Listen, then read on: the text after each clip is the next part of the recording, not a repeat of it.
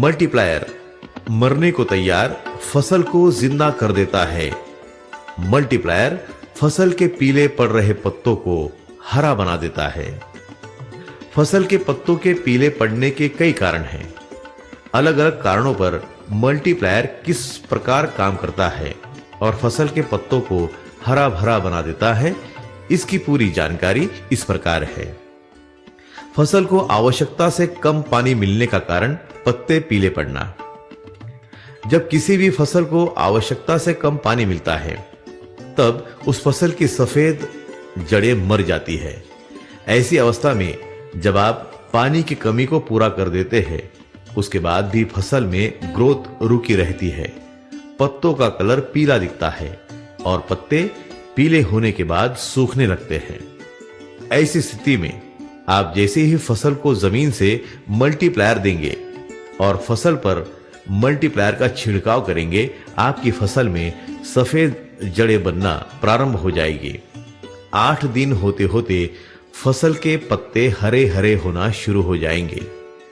अगले 15 दिन में सभी पत्ते हरे नजर आने लगेंगे। फसल की रुकी हुई ग्रोथ तेजी से प्रारंभ हो जाएगी। नए फूल आना, फल आना शुरू हो जाएगा। जो पत्ते ज्यादा खराब हो गए थे, उनकी जगह नए पत्ते आ जाएंगे। मिट्टी में हानिकारक विषाणुओं की संख्या बढ़ने के कारण पत्ते पीले पड़ना। जी हां, रासायनिक खाद में जब 47% यूरिया होता है, तब 54% सॉल्टी मटेरियल होता है। उसी प्रकार जब 16% सिंगल सुपरफॉस्फेट होता है, तब उसमें 84% सॉल्टी मटेरियल होता है, जो खाद के साथ मिट्टी में जाता है। सॉल्टी मटेरियल जितनी मिट्टी के संपर्क में आता है, उतनी मिट्टी के सूक्ष्म जीवाणु मर जाते हैं। जैसे जैसे जीवाणु मर जाते हैं, मिट्टी कड़क यानी कि हार्ड हो जाती है। मिट्टी हार्ड बनते ही उसमें ऑक्सीजन की मात्रा समाप्त हो जाती है। यहां ऑक्सीजन खत्म हो जाता है, वहां विषाणु पैदा होते हैं।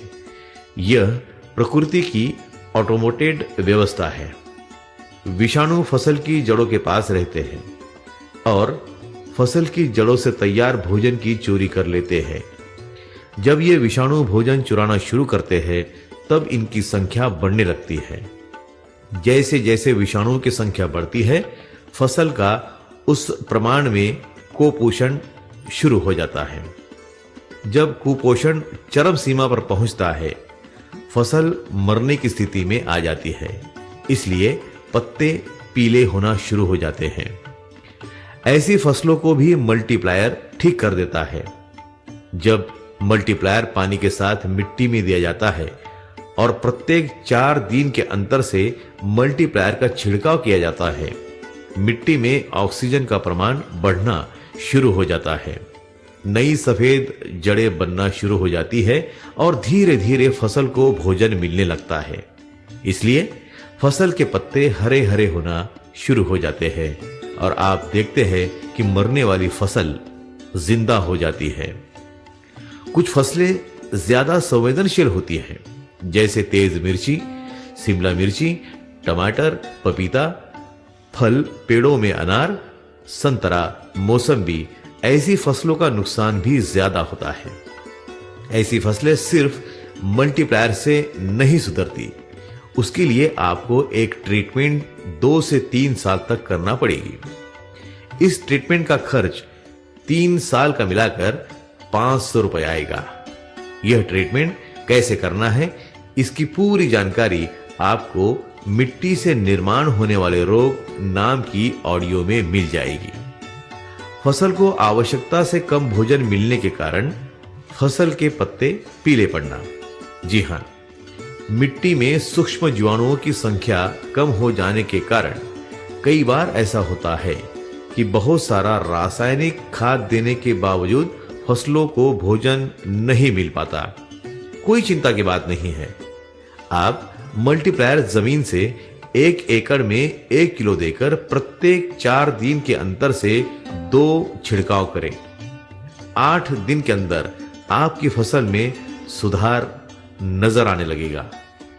मल्टीप्लायर मिट्टी में जाने के बाद सभी समस्याओं को दूर करके फसल को भोजन पहुंचाता है और आपकी फसल 15 से 20 दिन में हरी भरी हो जाती है।